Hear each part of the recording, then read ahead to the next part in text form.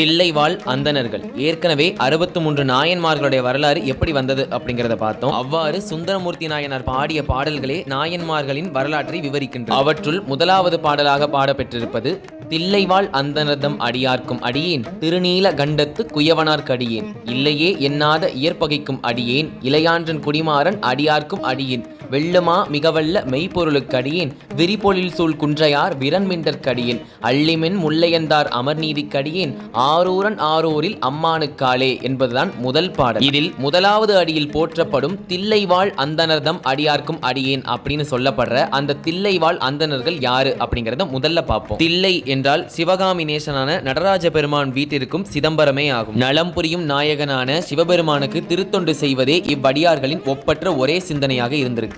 4 வேதங்களாகிய rig, Yajur, சாமம், அதர்வனம் போன்ற வேதங்களை நன்கு கற்று உணர்ந்த தில்லைவாழ் தீட்சிதர்கள் என பெயர் பெற்ற இவர்கள் மொத்தம் 3000 பேர் இருந்திருக்காங்க.